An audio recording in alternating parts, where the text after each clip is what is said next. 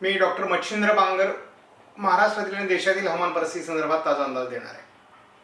आपल्याला माहिती आहे की आपण प्रत्येक रविवारी ब्लॉग चॅनलच्या माध्यमातून एक दीर्घावधीचा अंदाज देत असतो. डिसेंबरचा अंदाज आज 30 नोव्हेंबर असल्यामुळे आपण देणार आहोत आणि थोडा पुढच्याही अंदाजावर प्रकाश टाकणार आहोत. एक लक्षात घ्या, डिसेंबरचा जो काही अंदाज आहे त्यामध्ये पहिली गोष्ट आपल्याला जे काही वादळं तयार झाले त्याविषयीच्या आपण ज्या सोशल मीडियावरच्या बातम्या बघितल्या त्याने अंगावर शहारे आले. कारण श्रीलंकेमध्ये अतिशय भयावह अशा प्रकारची परिस्थिती तयार झालेली होती. मलेशियामध्ये, इंडोनेशियामध्ये किंवा थायलंडमध्ये, व्हिएतनाममध्ये आणि फिलिपाईन्स या काही 5-6 देशांमध्ये ज्याला आपण धुमाकूळ घालणं, तबाही करणं अशा प्रकारचे शब्दप्रयोग हवामानाच्या अंदाजामध्ये वापरले जातात. त्यापेक्षाही पुढचा उपमा देता येईल अशी परिस्थिती त्या ठिकाणी तयार झालेली आहे. शेकडो माणसं त्या पूर परिस्थितीमध्ये मृत्युमुखी पडलेली आहेत. भारत हा एक असा हवामानाची रचना असलेला देश आहे. या ठिकाणी या कुठल्याही वादळाचा परिणाम न झाल्यामुळे त्याची जी काही तीव्रता आहे ती आपल्या लक्षात आलेली नाही आहे. परंतु जेव्हा आपण सोशल मीडियावर या गोष्टी बघतो तेव्हा आपल्या लक्षात येतं की एवढी भयानक घटना घडू शकते. आणि आपण खुशनशीब आहोत की आपल्याला अशा प्रकारच्या वादळाचा फटका बसला नाही. केवळ तामिळनाडू, केरळ, कर्नाटकचा दक्षिणी भाग, रायलसीमा आणि तेलंगणा, आंध्रामध्ये थोडं दिटवाळ चक्रीवादळाचा परिणाम झाला आहे. बाकी भारतावर वादळी परिणाम जास्त झालेला नाहीये. याच वेळेस एक इथिओपियामध्ये घडलेली घटना आपण बघितली की जो 10,000 वर्षापूर्वी ज्या ठिकाणी ज्वालामुखी प्रज्वलित झाला होता तो सुप्त अवस्थेत होता आणि त्याचा अचानक स्फोट झाला आणि त्या स्फोटानंतर एवढ्या भयावह, म्हणजे एखादा अणुबॉम्बचा स्फोट असावा किंवा आपण असं म्हणू की एखादा हायड्रोजन बॉम्ब फोडलाय असं वाटावं, अशा प्रकारे 10 ते 15 किलोमीटर उंचीवर याचे आगीचे लोट गेलेले होते. यामधून जो काही धूर निर्माण झाला याचा परिणाम अनेक देशांवर झाला. साधारणपणे या काळामध्ये उत्तर भारतातून, म्हणजे आपण इराक, इराण, पाकिस्तान मार्गे उत्तर भारतामध्ये WD येतात हे आपल्याला माहिती आहे. परंतु जेव्हा अशा प्रकारचा तो धूर तयार झाला आणि त्या धुरामुळे जे काही ते हवामान आहे ते डिस्टर्ब झालं आणि त्यातून एक धुराचा लोट आपल्याला अगदी दिल्लीवरून भारताच्या चीनपर्यंत पसरलेला हिमालयांपर्यंत बघायला मिळाला आणि याचा हवामानावर दुर्गामी परिणाम झालेला आहे. दुसरी गोष्ट म्हणजे याचा प्रदूषणावरही विचित्र परिणाम झालाय. जीवनमान धोक्यात जाईल एवढ्या प्रकारची हवामानाची पातळी ही खालावलेली आहे. त्यामुळे एकूणच प्रदूषण आणि त्यात घडलेल्या अशा नैसर्गिक घटना याचा हवामानावर खूप विचित्र परिणाम होतोय.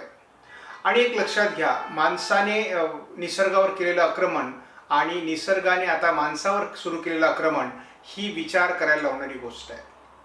आम्ही वृक्षतोड केली असेल, आम्ही इमारती बांधल्या आहेत, आम्ही सिमेंटचे जंगलं उभी केलीत, त्यामुळे आम्ही एकूणच जंगलतोडीपासून आज जे काही दुष्परिणाम भोगतो. आता वनस्पती कमी झाली, कार्बन डायऑक्साईडला कंट्रोल करणाऱ्या गोष्टी नाही आहेत. अशा अनेक वायू आहेत आता हवामानामध्ये की जे वायू आता घातक ठरत आहेत शरीराला.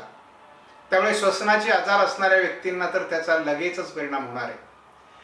आता डिसेंबरमध्ये जर पुढील परिस्थिती काय असेल हे सांगायचं झालं तर खऱ्या अर्थाने डिसेंबरमध्ये कुठल्याही प्रकारची गारपीट सुद्धा होणार नाही, पावसाची शक्यता सुद्धा नाही. परंतु 12, 13, 14 तारखेनंतर थंडीची वाढ सुरू होईल आणि 15 तारखेपासून जर 15 जानेवारीपर्यंत कडाक्याची थंडी भारतामध्ये आणि महाराष्ट्रामध्ये खास करून राहणार आहे. पावसाची शक्यता नाही, परंतु 13 तारखेपासून 18 तारखेच्या दरम्यान पुन्हा एक अंदमान निकोबार बेटांपासून तर श्रीलंकेपर्यंत एक कमी दाबाचं क्षेत्र किंवा डिप्रेशन तयार होईल आणि हे समुद्र भागामध्येच असणार आहे.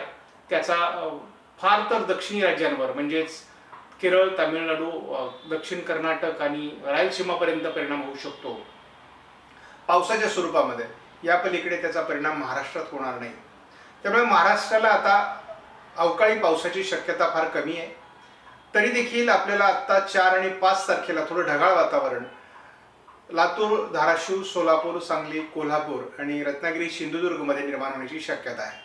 त्यातून हलका शिडकावा एखाद दुसऱ्या ठिकाणी होऊ शकतो. या पलीकडे त्याचा परिणाम महाराष्ट्रावर होणार नाही. त्यामुळे महाराष्ट्रामध्ये फार पावसाची भीती डिसेंबरमध्ये बाळगण्याची गरज नाही. आणि कोणत्याही संकटाला, वादळाच्या, भारताला आता घाबरण्याची गरज नाही, कारण आता या सिस्टम कमी होणार आहे. आणि योगायोग असा होता की गेल्या 300 वर्षामध्ये आपण बघितलं की सेनियार, दिटवाह आणि कोट्टा या 2-3 वादळांची एकत्र शृंखला तयार झाली. आणि या शृंखला जवळपास दक्षिण चीनच्या समुद्रामध्ये, पुन्हा मलेशियाच्या समुद्रामध्ये, मलक्का खाडीमध्ये आणि इकडे श्रीलंकेवर या सिस्टम तयार झाल्या. आणि याचा खूप विपरीत परिणाम म्हणजे आता आपण जर तसं म्हटलं तर आपल्याला मान्सूनची सवय आहे आणि मान्सूनच्या कालावधीमध्ये भारतात पाऊस पडतो. परंतु आपण जो काही आता हा पाऊस बघितला, हा पाऊस आपल्या दृष्टीने बिगरमोसमी आहे. परंतु अशा प्रकारचे वादळं हे या कालावधीमध्ये सातत्याने निर्माण होत असतात, कारण या ठिकाणी मान्सून नाही तर मान्सून पोस्ट अशा प्रकारच्या ॲक्टिव्हिटी पावसाच्या घडत असतात आणि त्यामुळे अशा प्रकारचं वातावरण तयार होत असतं. तिन्ही सिस्टम जवळपास तयार झाल्यामुळे ढगांचं मोठं आच्छादन दक्षिण समुद्र आणि व्हिएतनाम वगैरे किंवा इकडे थायलंड आणि अगदी श्रीलंकेपर्यंत तयार झालं होतं, दक्षिण भारतापर्यंत तयार झालं. आणि त्यामुळे याचा एक विपरीत परिणाम पावसाच्या प्रमाणावर झाला. त्यामुळे काही ठिकाणी 200 ते 300 मिलीमीटर पाऊस 24 तासामध्ये झाल्याच्या नोंदी आहेत. त्यामुळे आणि शिवाय वादळांची गती देखील 200 किलोमीटर प्रति तासापर्यंत पोहोचलेली होती. त्यामुळे सिव्हिअर सायक्लॉन सुद्धा बघायला मिळाले. 100 सेनियार चक्रीवादळाचा जरी कालावधी कमी असला तरी त्यांनी 100 म्हणजेच 100 किलोमीटर प्रति तासपर्यंत वेग त्याचा गेलेला होता. तर दिटवा चक्रीवादळाचा वेग देखील 70 ते 80 किलोमीटर प्रति तासापर्यंत गेलेला होता. त्यामुळे अशा प्रकारचे तीव्र वादळं आपल्याला या गेल्या आठवड्यामध्ये बघायला मिळाले. भारतात मात्र कुठलीही दुर्दैवी घटना घडल्याची नोंद अजून झालेली नाही. दक्षिणी राज्यांमध्ये 200 मिलीमीटर पावसाची नोंद मात्र 24 तासात झाल्याची घटना काल घडलेली आहे. या पलीकडे हवामानात विशेष बदल नाहीत. त्यामुळे सर्वसामान्य अशा प्रकारचंच हवामान आपल्याला डिसेंबरमध्ये बघायला मिळेल. केवळ दक्षिणी राज्यांमध्ये पाऊस असेल. महाराष्ट्रामध्ये पावसाची फार कमी शक्यता आहे. जर काही वातावरण बदललं आणि WDचा प्रभाव वाढला आणि त्यातून जर काही वातावरण तयार होणार असेल तर आपण त्याविषयीचा अंदाज आपल्या शेती माझी प्रयोगशाळा या चॅनलवरून सातत्याने देऊ. धन्यवाद. जय हिंद, जय महाराष्ट्र, जय बळीराजा.